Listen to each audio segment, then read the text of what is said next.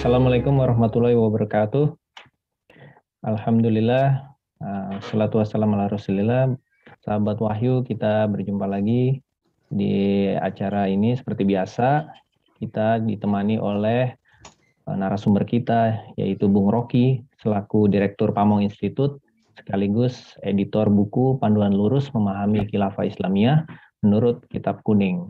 Nah, sahabat Wahyu, pada kesempatan kali ini kita akan membahas tema JKDN 2, adakah relasi Nusantara dengan khilafah? Bagaimana kabarnya Bung Rocky? Alhamdulillah, kabar baik. Alhamdulillah, mudah-mudahan sehat selalu ya. Nah, sahabat Wahyu sekalian, kita sudah menyaksikan bersama-sama film JKDN 2. Nah, di sana mengungkap apakah benar ada hubungan antara Nusantara dengan khilafah. Nah, kita tanyakan ke narasumber kita, Bung Rocky. Menurut Bung Rocky, seperti apa nih film ini? Barangkali bisa dijelaskan. Assalamualaikum warahmatullahi wabarakatuh. Waalaikumsalam. Para pemirsa sahabat Wahyu yang dirahmati Allah di berbagai penjuru negeri, juga Bung Indra, terima kasih sudah membersamai. Tentu film ini menarik bagi saya dan sebenarnya buat kaum muslimin sangat menarik. Karena kita melihat dalam film itu banyak hal-hal baru yang diungkap, terutama yang selama ini dari sisi sejarah mungkin tidak pernah diungkap. Atau mungkin ketika kita belajar sejarah di sekolah itu hal-hal itu tidak pernah kita bahas atau tidak pernah diungkapkan. Misalnya ada ternyata ketika para kesultanan di Nusantara ini ketika menghadapi penjajah Belanda, ternyata mereka juga mengirim surat dan melakukan korespondensi atau surat menyurat kepada pemerintahan khilafah di pusatnya khilafah Utsmani. Jadi kalau kita melihat ini berarti ada sebenarnya hal baru yang mungkin selama ini kita tidak pernah diceritakan bahwa ternyata di balik perlawanan penjajah, di balik perlawanan kepada penjajah Belanda itu ternyata ada suatu imperium atau suatu pemerintahan yang di luar sana yang membantu para kesultanan atau para kerajaan Islam yang sedang melawan penjajahan di Nusantara kala itu. Nah ini menurut saya menarik karena selama ini itu tertutupi dan tidak terungkap. Begitu Bung Indra. Iya, baik. Berarti ini berusaha mengembalikan sejarah ya, mungkin yang selama ini terkubur dan tidak terungkap. Nah, kalau kita baca nih Bung Rocky di republika.com ya, salah satu situs itu, di sana pernah menyampaikan bahwa Belanda pada saat menjajah Nusantara ya, itu Belanda berdasarkan strateginya tokoh mereka yaitu Snoek Hurgenje itu menyatakan bahwa hati-hati terhadap kebangkitan Islam politik nih di Nusantara yang terpengaruh oleh kekhilafahan Utsmaniyah pada saat itu. Nah, kemudian Belanda hanya membatasi bahwa kegiatan Islam itu sebatas Islam yang sifatnya ritual ibadah saja. Nah, mungkin Bung Rocky bisa menjelaskan nih ke kita, apa sih yang disebut Islam politik dan kenapa itu menjadi momok yang sangat menakutkan bagi penjajah Belanda pada saat itu? Ya, perlu kita pahami ya, kenapa Belanda bisa tahu persis mana hal yang lebih berbahaya dan mana yang tidak dalam konteks hegemoni dia dan melakukan penjajahan. Tentu dia melakukan riset dan penelitian yang panjang, termasuk menggunakan ahli-ahli yang memang kredibel ya, yang sangat dia dengar, yaitu Dr. Snoek Hurgenje itu memang bahkan dia mempelajari Islam begitu panjang karena memang untuk mengalahkan para pejuang Nusantara atau para pejuang Islam di Nusantara itu tidak mudah karena mereka sangat solid ya.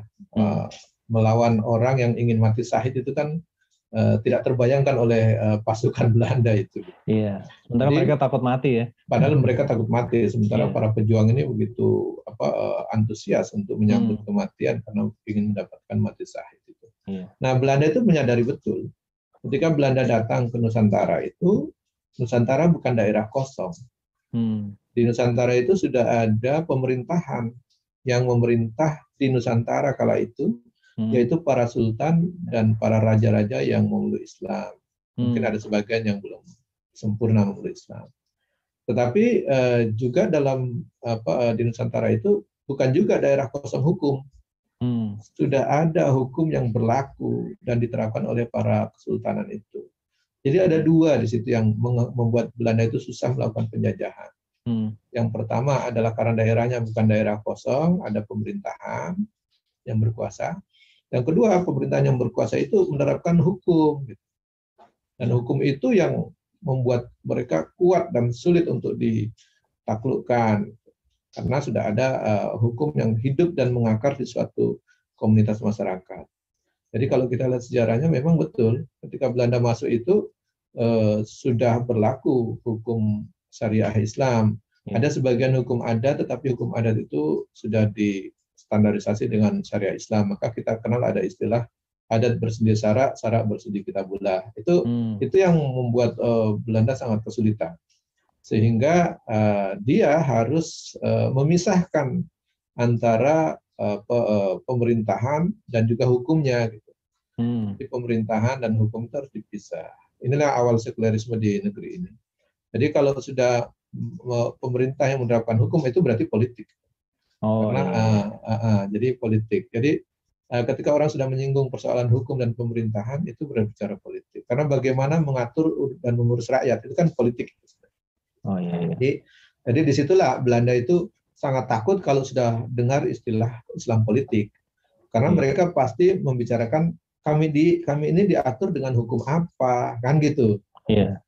Diurus dengan cara apa, kan gitu kalau udah bicara politik. Nah, kalau rakyatnya mulai bertanya begitu, sementara Belanda ingin menjajah dan ini mengatur dengan hukumnya, maka terjadilah perlawanan-perlawanan itu. Yang akhirnya Belanda itu membuat skenario bagaimana menggusur hukum dan pemerintahan dari Nusantara itu. Yaitu dengan cara apa? Belanda mulai melakukan langkah awal, yaitu membolehkan hukum syariah itu tetap berlaku. Dan hukum Belanda awal masuk, hukum Belanda itu hanya berlaku untuk orang-orang Belanda dan Eropa. Nah, jadi itu memang Belanda datang membawa hukum untuk kalangan Eropa. Jadi orang-orang pribumi yang sebagian mayoritas yang Muslim dan menggunakan syariat Islam itu tetap diperkenankan. Nanti langkah itu maju lagi, Belanda ingin menerapkan hukum terkait dengan bukan hanya Eropa saja, masuk ke timur asing. Nah, timur asing itu berarti hukum Belanda itu berlaku untuk orang-orang Eropa, baik Belanda, Inggris dan lain sebagainya dalam sebutnya itu. Diperluas lagi dengan timur asing. Timur asing itu masuk di situ Cina, orang-orang Arab gitu ya. Di Nusantara juga ada orang Arab, termasuk orang-orang India gitu. Jadi kalau kita perhatikan memang itu ada. Jadi ada orang-orang Arab, orang-orang keturunan Cina di situ. Nah, itu yang masuk timur asing. Nah, mereka harus sudah mulai menggunakan hukum Belanda. Sementara pribumi masih dibolehkan menggunakan hukum syariah Islam. Nah, setelah itu diperluas lagi bahwa hukum syariah Islam, hukum publik harus menggunakan hukum Belanda, hukum syariah Islam hanya berlaku untuk pernikahan, kemudian perceraian dan waris, kan gitu. Jadi itu makanya ada dua sistem hukum. Jadi hukum publik menggunakan hukum Belanda dan hukum untuk waris dan pernikahan maupun hukum keagamaan itu menggunakan hukum Islam diakomodir. Nah, itu taktik Belanda itu. Nah, oleh karenanya ketika umat Islam itu ingin menerapkan hukum itu masuk ke pemerintahan, Belanda nggak mau, itu urusan politik. Jadi hukum Islam itu hanya boleh untuk urusan pernikahan, perceraian dan waris, nah gitu aja. Jadi nggak boleh ngurus yang lain lagi, jual beli, dagang, pidana harus pakai hukum Belanda. Nah, oleh karena itu mereka ketat betul dalam mengawasi Islam politik itu. Jadi kalau cuma sekedar ibadah ritual tadi dibolehkan ya. Boleh saja. Tapi kalau sudah bicara hukum, bicara politik, bicara pemerintahan, nah itu tidak boleh itu, karena itu bisa mengganggu kekuasaan Belanda. Nah, mungkin mirip-mirip begitulah semua penjajah itu. Kira-kira begitu. Akan masuk ke suatu daerah itu dia akan lebih mencengkeram, daerah itu bisa dijajah secara hukum dan politik kalau dia menerapkan hukum dan politik versi dia. Berarti Belanda juga sebenarnya menyadari ya pengaruh kekuasaan Khilafah Utsmaniyah ini bisa membangkitkan kesadaran politik melawan penjajahan juga ya, ya Bung Rocky ya. Ya, kalau itu Belanda sangat tahu karena kan ketika Belanda mencoba melakukan penekanan pada beberapa kerajaan-kerajaan Islam di Nusantara maupun Kesultanan itu, dia mendapat perlawanan yang kuat. Dan ternyata perlawanan itu kan mereka tidak sangka. Dan perlawanan itu dari mana dapat senjata, dari mana dapat meriam gitu. Ternyata kan gitu. Nah, setelah diketahui kan ternyata misalnya dari Aceh itu kan, Aceh itu dapat meriam dari mana? Ternyata kan dia menulis surat ke pemerintahan kekhilafahan Turki Utsmani dan dikirimlah ahli-ahli senjata itu ke Aceh untuk membuat meriam. Jadi teknologi kala itu udah canggih itu membuat meriam itu. Jadi di kala itu meriam itu kan dibuat harus dilebur dulu dari biji besi dan seterusnya ya, sehingga dia tahan panas dan tahan ledakan gitu ya. Nah itu ternyata luar biasa itu. Jadi Belanda jadi tahu gitu, wah ini ada hubungan ini gitu. Jadi kok dibantu mereka? Seandainya kan kalau kerajaan-kerajaan dulu kan di Nusantara mungkin kalau tidak ada hubungan itu bantuan dari persenjataan dari kekhilafahan Turki, berarti mereka kan hanya punya pedang, punya tombak gitu ya. Yang dilawan kan senjata, gitu. Meriam. Belanda masuk dengan kapal-kapal di kapalnya ada meriam. Nah itu yang membuat perlawanan jadi makin sengit dan ternyata punya kekuatan tersendiri, yaitu ada senjata-senjata yang di luar dugaan Belanda. Nah itulah yang Belanda sangat kaget. Oleh karenanya ketika ingin menaklukkan Aceh begitu sulit, dia mempelajari itu, mengirim Dr. Snogogro-nya itu untuk belajar Islam, kemudian mencari sisi di mana yang bisa dijadikan titik lemahnya gitu. Nah ternyata Dr. Snogogro-nya itu menemukan bahwa Islam memang harus dipisah itu, jangan sampai dia hidup bersama hukumnya. Jangan ada ya. Ya gitu kira-kira itu. Iya iya. Baik Bung Rocky, kita pernah membaca di situs uinjkt.ac.id. Di sana ada pernyataan Profesor Azumardi Azra bahwa beliau menyatakan sebenarnya Abbasiyah itu bukan kekhilafahan, Umayyah demikian juga Utsmaniyah itu dinasti gitu. Jadi kalau ada yang mengatakan bahwa ada jejak khilafah di Indonesia atau di Nusantara itu nggak benar gitu. Jadi sebenarnya berdiri sendiri-sendiri itu merupakan dinasti. Nah, menurut tanggapan Bung Rocky seperti apa nih pernyataan ini? Ya, ini pernyataan mungkin dia memandangnya dari sudut yang lain ya, bukan sudut pemerintahan.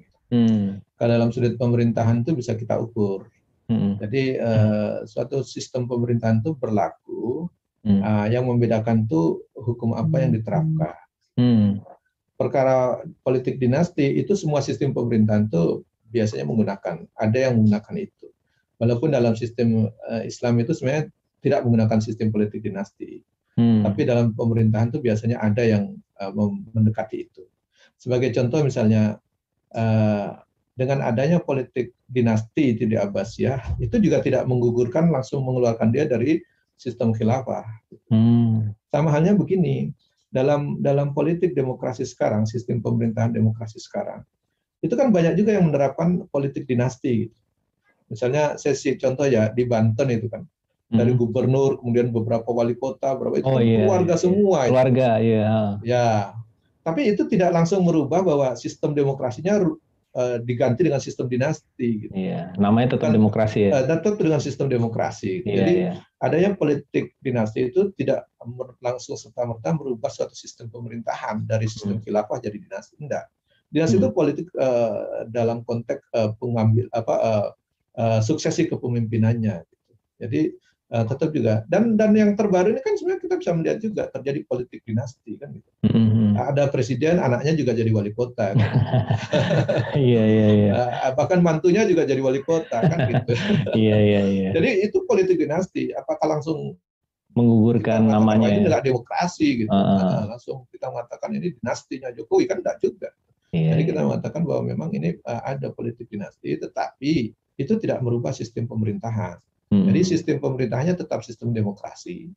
Sistem pemerintahan dalam Abbasiyah itu masih menggunakan sistem kekhilafahan. Dengan dilihatnya dari mana? Sistem hukum yang digunakan masih menggunakan hukum Islam, syariah Islam. Iya. menentukan benar, salah, baik, buruk gitu. Nah, itu masih dengan syariat Islam. Jadi tidak menggunakan hukum seorang ataupun atau dalam sistem itu kerajaan. Kalau kerajaan kan hukum ditentukan oleh satu orang. Baik, buruk, benar, salah ditentukan oleh sang raja. Nah, kalau dalam demokrasi menentukan baik, buruk, benar, salah itu tidak dengan syariat Islam, tapi dengan pendapat orang banyak. Nah, gitu. Jadi bedanya diwakili sama wakil rakyat ya. Ya, begitulah. Jadi dia memang karakternya demokratis. Nah, jadi ini mungkin menurut saya kita dudukkanlah sesuai dengan porsinya. Jadi kalau pernyataan tadi mengatakan bahwa itu dinasti, itu dinasti, ya politik rezimnya, pergantian rezimnya iya dinasti, tapi sistem pemerintahannya itu tetap khilafah. Jadi keliru kalau mengatakan itu bukan khilafah gitu. Oh iya. Berarti salah dalam memandangi fakta aja ya Ustaz. Ya, mungkin ya bisa ada dua perspektif. Bisa jadi tidak memahami konteks sistem pemerintahannya. Bisa jadi memang hanya ingin membantah bahwa khilafah itu tidak ada, gitu. Hanya sebatas khulafah Rasyidin. Kan ada yang mengatakan begitu juga. Tapi terserah itu motif mereka, tetapi kita dudukkan pada porsinya. Kira-kira begitu, Bung Indra. Ya, baik Bung Rocky. Ini masih ada pernyataan dari akademisi UIN juga, Profesor Oman Fatur Rahman ya, dari situs cnnindonesia.com. Profesor Oman Fatur Rahman sebagai akademisi UIN itu juga menyampaikan hal yang kurang lebih sama, bahwa sistem khilafah itu nggak ada buktinya di Nusantara gitu, nggak pernah ada jejaknya lah khilafah itu di Nusantara gitu, karena kerajaan itu berdiri sendiri-sendiri, jadi nggak ada hubungannya lah dengan kekhilafahan Utsmaniyah. Nah, gimana Bung Rocky dalam menanggapinya nih? Karena kan ini akademisi juga nih yang memberikan pendapat ya. Iya. Jadi kalau pemerintahannya berdiri sendiri-sendiri secara otonom, dalam konteks ini, dalam konteks kepemerintahannya benar. Karena kesultanan itu sama dengan kalau kita bilang sekarang bupati, gubernur itu kan punya daerah otonom, berdiri sendiri-sendiri gitu ya. Otonomi daerah. Ya. Jadi kalau konteks pemerintahan otonom itu memang pemerintahan sendirian, pemerintahan berdasarkan otonomi atau otonom. Nah, dalam sistem kekhilafahan juga punya otonomi gitu. Jadi gubernurnya punya kewenangan sendiri-sendiri. Bahkan kalau ketika mengutus gubernur Mesir kan ditanya, Anda ingin memutuskan perkara di Mesir dengan apa dasarnya? Dikatakan Al-Quran. Kalau tidak ada Al-Quran, di As-Sunnah. Kalau tidak ada As-Sunnah, beristihad. Nah, itu berarti kan dasarnya sama itu. Gitu. Jadi dia punya otonom, tapi menggunakan sumber hukum yang sama. Sumber hukum Islam. Nah, sekarang kita lihat relasinya. Gitu. Bahwa dalam sistem kekhilafahan itu memang otonom juga dia pemerintahannya, tapi menentukan hukumnya sama standarnya. Tetapi memang ada kepemimpinan yang mengangkat dan memberhentikan. Nah, kalau kita lihat di Nusantara, ini ketika saya sudah menulis buku tentang negeri Khalifatul Khamis itu Sultanan Buton.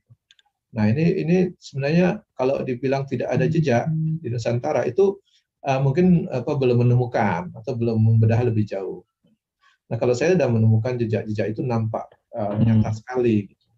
Di mana terjadi jejak perubahannya, pengaruh dari pemerintahan Islam atau kekhilafahan tadi, jelas sekali perubahan bentuk pemerintahan dari kerajaan menjadi kesultanan itu jelas bukti nyata yang tidak terbantahkan atau sulit dielakkan kalau itu pengaruh dari pemerintahan Islam yang bernama khilafah. Jadi itu yang pertama. Jadi kalau ada seorang raja di Nusantara, kemudian dia masuk Islam, kemudian dia merubah karakternya dari seorang raja yang biasanya menentukan benar dan salah. Nah, iya, suara raja suara Tuhan dulu ya. Nah, tergantung dia seorang gitu. Nah, itu masih karakter raja. Tetapi ketika dia masuk Islam, dia langsung menentukan benar dan salah, baik dan buruk itu langsung dengan syariah Islam berdasarkan Al-Quran dan Sunnah. Itu jelas sekali perbedaan yang sangat jauh antara sebuah sistem kerajaan dengan sistem kesultanan. Satu sistem kerajaan itu autokrasi, penentu benar dan salah, hukum ditentukan oleh satu orang yaitu raja. ketika dia masuk Islam, dia mengubah sistem pemerintahannya dengan sebutan bukan raja lagi, tapi kesultanan. Kesultanan. Dan sultan itu tidak menentukan benar dan salah berdasarkan kemauan sendiri. Dia menentukan benar salah, baik buruk itu berdasarkan Al-Quran dan Sunnah. Nah, beda sekali itu. Kalau raja itu memang keputusannya semua di dia, tidak peduli Al-Quran dan Sunnah lagi. Nah, kalau kesultanan itu memang karakter rajanya hilang. Ini menunjukkan bahwa sistem pemerintahnya berubah. Jadi kalau saya melihat di Buton itu kan bukan hanya sistem pemerintahan yang berubah, bukan saja hanya rajanya yang masuk Islam, tapi begitu raja masuk Islam, kemudian dia mengubah sistem pemerintahannya menjadi kesultanan, kemudian juga dia membentuk konstitusinya yang disebut martabat 7 itu. Jadi itu sama dengan dalam Islam itu ketika Rasulullah Shallallahu Alaihi Wasallam hadir membentuk pemerintahan di Madinah, dia menancapkan tonggak sistem pemerintahan modern yang kemudian disebut dengan du kontrak sosial dengan istilah piagam Madinah itu. Itulah konstitusi tertulis pertama kali di dunia yang ada pada 622 Masehi. Jadi kalau kita lihat ini pemerintahan modern. Jadi keliru juga ada orang yang mengatakan pemerintahan khilafah itu pemerintahan kuno gitu. itu salah paham itu. Justru kalau kita runut sejarah, demokrasi itu lebih kuno daripada lebih kuno lagi. Islam. Karena kalau kita lihat sejarah itu kan model pemerintahan itu yang kepemimpinan pemerintahan yang tertua itu adalah sistem otokrasi, sistem kerajaan. Di mana menentukan benar dan salah, baik dan buruk ada di tangan satu orang, yaitu raja. Nah, pemerintahan otokrasi ini yang dikoreksi oleh demokrasi. Terjadi tahun 508 sebelum Masehi di Yunani kuno. Nah, mereka mengatakan, jangan satu orang dong yang menentukan, rakyat juga harus menentukan. Nah, gitulah. Jadi muncullah ide demokrasi itu tahun 508 sebelum Masehi. Berarti kan sekitar berapa itu 508 sebelum Masehi ke 622 Masehi, berarti kan 1 abad lebih. Iya, 1 abad. 1 abad lebih. Baru Islam hadir mengoreksi otokrasi dan sekaligus mengoreksi demokrasi. Islam itu mengatakan begini, kalau menentukan benar dan salah itu tidak boleh di satu orang atau oleh raja. Juga tidak boleh diserahkan kepada banyak orang, kepada rakyat. Tapi menentukan benar dan salah, baik dan buruk dalam Islam itu tidak di tangan raja, tidak di tangan rakyat, tetapi di tangan sang pencipta raja dan rakyat itu, yaitu Allah Subhanahu wa taala. Itu Islam mengoreksinya di situ. Jadi kekeliruan fatal itu ya di situ, perbedaan yang sangat mendasar di situ. Jadi Islam datang mengoreksi sistem otokrasi dan sistem demokrasi. Jadi kalau menentukan benar dan salah, jangan kepada raja atau satu orang itu, atau jangan juga diserahkan kepada banyak orang atau rakyat. Tetapi diserahkanlah kepada yang menciptakan raja dan rakyat itu. Itulah Allah Subhanahu wa taala. Itu Islam itu. Itu terjadi 622 Masehi.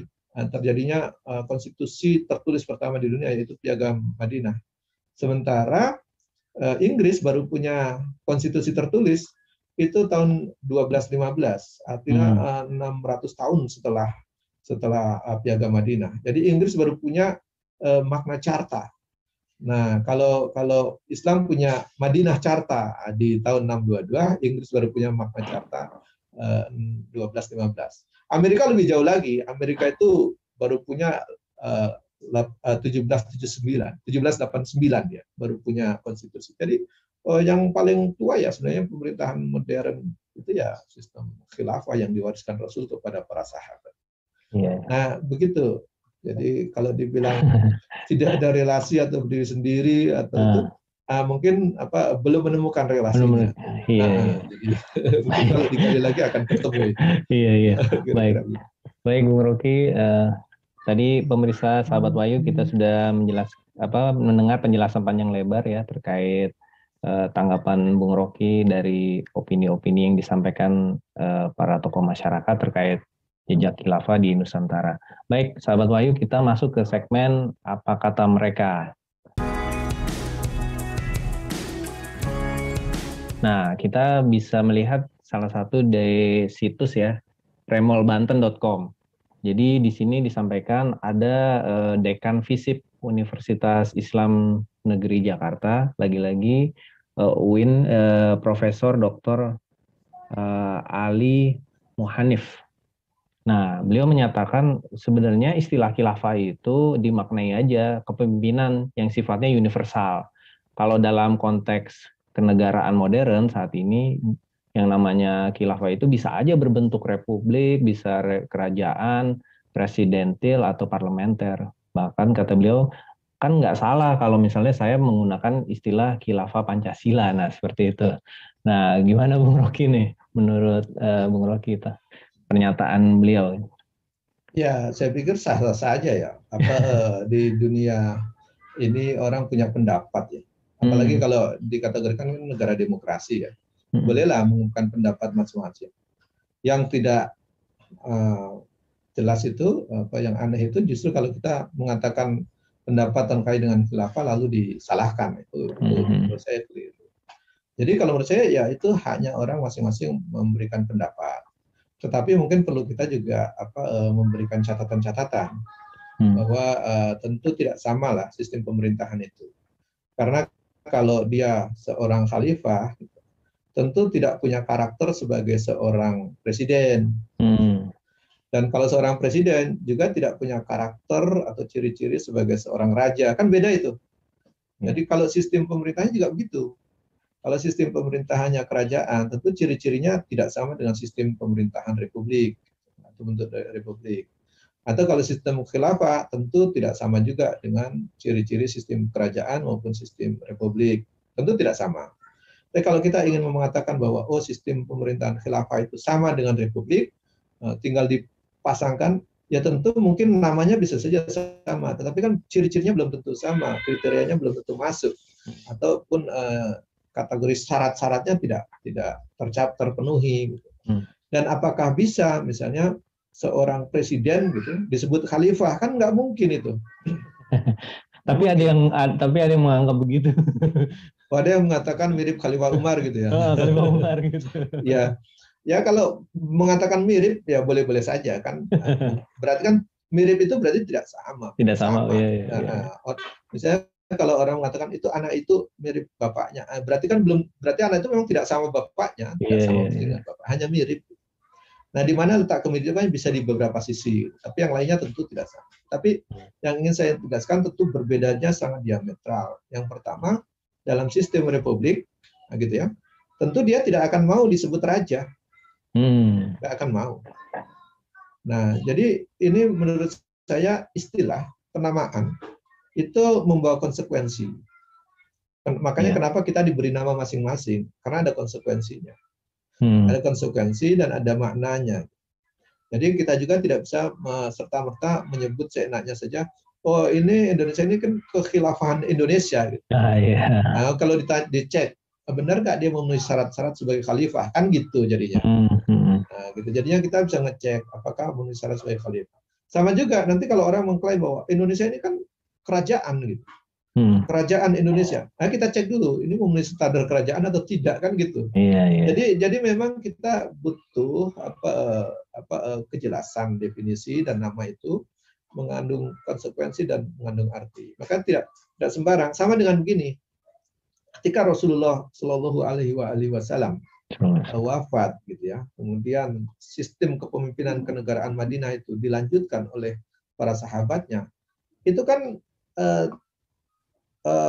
istilah sebutan itu tidak sembarangan. Kan Abu Bakar tidak serta-merta mau disebut sebagai presiden. Dan dalam sejarah nggak pernah ada sebutan presiden Abu Bakar, itu tidak ada. Saya belum menemukan gitu. atau disebut juga sistem pemerintahan mengambil sistem kerajaan sehingga Abu Bakar disebut raja. Ganti Rasul. Nggak pernah saya temukan juga. Jadi ini juga makanya kita perlu meluruskan atau menegaskan, gitu ya. Kita menegaskan dan meluruskan sekaligus ya, bahwa sistem pemerintahan yang diwariskan oleh Rasulullah SAW kepada para sahabat dan kaum muslimin selanjutnya itu adalah sistem yang khas, bukan sistem kerajaan, bukan sistem republik, dan juga bukan sistem kekaisaran, tapi dia khas, yaitu sistem kekhilafahan, sehingga sebutan pemimpinnya disebut sebagai khalifah, yaitu Khalifah Abu Bakar. Seandainya Rasul mewariskan sistem kerajaan, maka Abu Bakar akan disebut sebagai raja. Atau kalau sistem pemerintahan yang diwariskan oleh Rasulullah SAW itu sistemnya republik, maka Abu Bakar akan disebut sebagai presiden. Presiden. Iya, iya, iya. Dan itu tidak terjadi. Makanya iya. kita penting meletakkan istilah-istilah itu dengan jernih, dengan tepat. Dan kita juga jangan mencampur adukan lah, gitu. Mengkaburkan. Tadi kalau kita mengkaburkan sejarah di JKD2 ini kan sebenarnya menjernihkan, kalau menurut saya, mengungkap sesuatu yang tidak nampak, atau sesuatu yang terkubur, atau sesuatu yang selama ini tidak diungkap ke publik dengan jujur misalnya gitu. Nah, makanya kita juga menonton film itu, saya melihat ini ada relasi yang kuat, saya bilang gitu. Jadi ini kalau ada yang ingin mengatakan bahwa Indonesia ini adalah kekhilafahan, yaitu boleh saja pendapat itu menurut masing-masing, tetapi nanti kita uji juga apakah dia memenuhi syarat-syarat sebagai seorang khalifah pemimpinnya, atau dia memenuhi syarat-syarat sebagai sistem pemerintahan kekhilafahan dalam konteks ketatanegaraan-nya.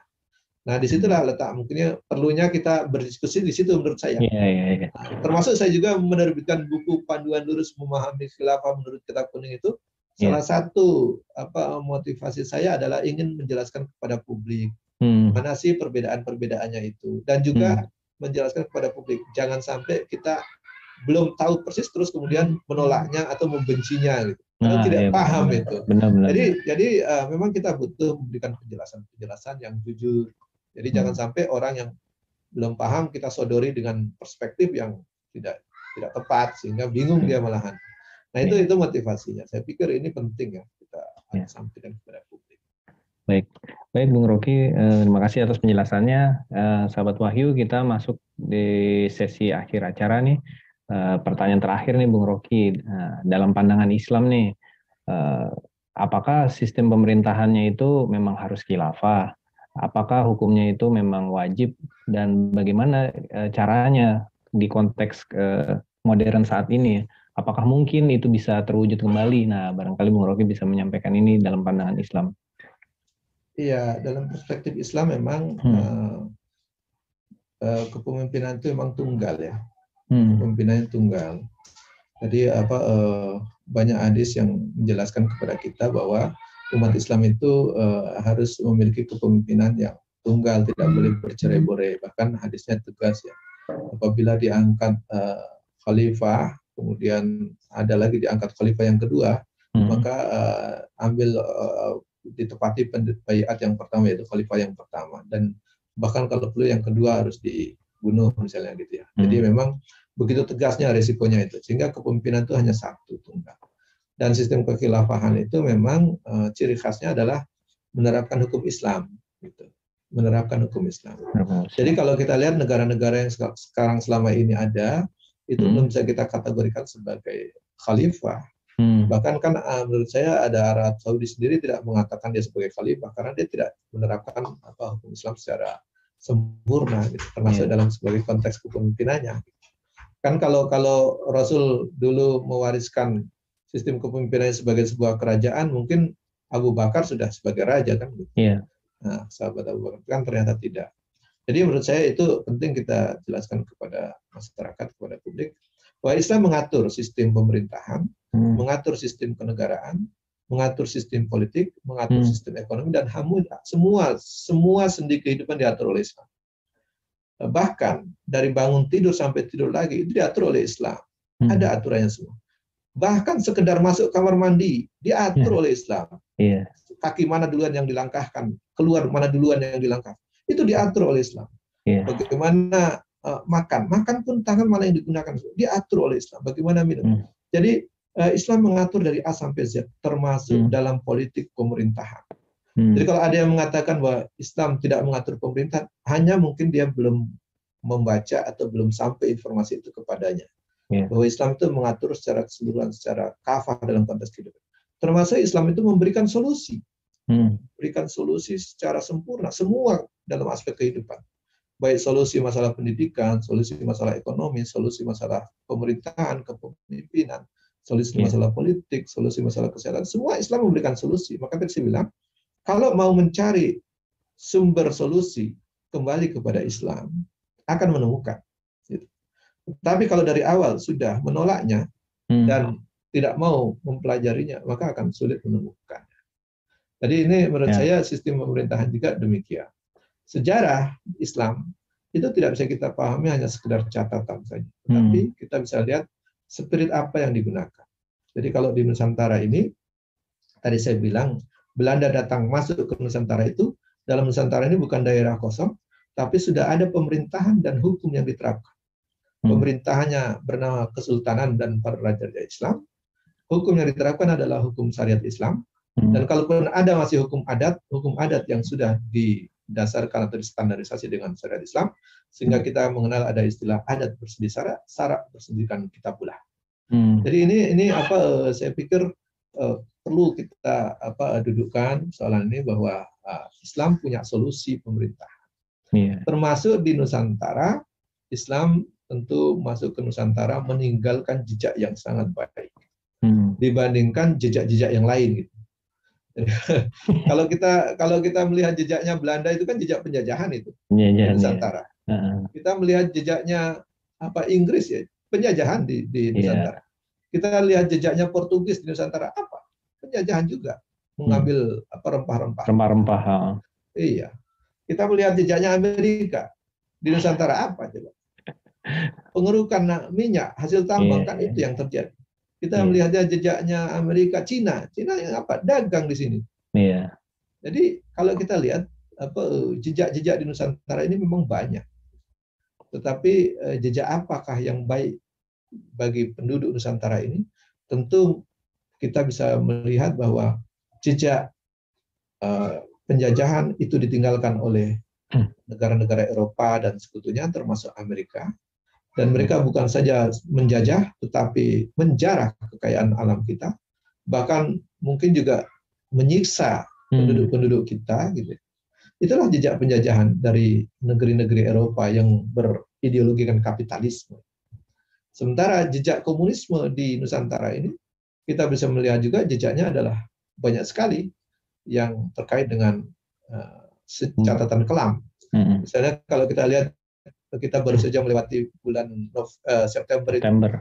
Kita punya catatan sejarah jejak kelamnya 30 SPKI gitu. G30 SPKI itu jejaknya sangat kelam. Bukan hanya tahun 65 tetapi tahun 48 juga sama. Dan tahun sebelumnya juga terjadi gitu, tahun 26, 27 gitu. Dan itulah jejak komunisme di Nusantara, yaitu jejak pengkhianatan PKI, pengkhianatan dan makar itu, yang sangat sadis itu ya, bahkan membunuh para ulama, para santri, bahkan yang tahun 65 itu bukan hanya ulama dan santri, tahun 65 itu para jenderal dibunuhnya, diculik dan dibunuh, itu jejak kelam. Nah kalau kita lihat jejak di Nusantara ini, kalau ada yang merasa panas dan merasa tidak nyaman dengan istilah jejak khilafah di Nusantara, ya nggak apa-apa, silakan dia membuat film jejak penjajah di Nusantara, boleh. Jejak komunis di Nusantara, silakan. Jadi kan kita bisa adu itu, bisa kita bedakan mana jejak khilafah di Nusantara, jejaknya penjajah Belanda di Nusantara, jejaknya Jepang di Nusantara misalnya. Dan kita bisa melihat sebenarnya Islamlah yang memberikan rahmat bagi seluruh alam itu. Nah, Islam juga yang memberikan solusi bagi permasalahan-permasalahan kehidupan kita. Oleh karena tidak layak kalau orang menolak Islam, tidak layak juga orang membencinya. Yang ada adalah hanya belum paham, oleh karenanya kita harus sering memberikan pemahaman. Jadi kalau kita melihat film JKDN 2 ini, maka kita bisa mengambil suatu benang merah dan mendapatkan catatan yang begitu baik, adanya relasi, dan bukan sekedar relasi biasa, tapi relasi yang cukup kuat antara kesultanan-kesultanan di Nusantara dengan kekhilafahan Islam di Turki Utsmani dalam konteks untuk melakukan perlawanan penjajahan di Nusantara. Jadi ada nampak surat menyurat dan korespondensi terhadap hubungan baik kedua pihak antara Nusantara dengan kekhilafahan. Dan ternyata juga adanya pengiriman ahli-ahli senjata yang dikirim dari kekhilafahan untuk membantu perjuangan penduduk Nusantara yang mayoritas Muslim itu untuk melawan penjajahan. Jadi kalau kita bisa tegaskan bahwa hubungan kekhilafahan dengan Nusantara itu tidak sekedar relasi tetapi sangat kuat hubungannya dalam melakukan perlawanan terhadap penjajah baik Belanda maupun penjajahan Eropa yang lain.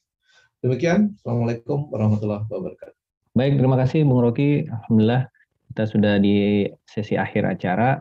Sahabat Wahyu, demikianlah penjelasan dari Bung Rocky terkait tentang JKDN 2 dan bagaimana di sana Bung Rocky tadi sudah sampaikan bahwa JKDN 2 akan mengungkap sejarah Islam yang selama ini mungkin dikuburkan, dikaburkan gitu ya, bahwa sebenarnya memang ada relasi antara Nusantara dengan khilafah.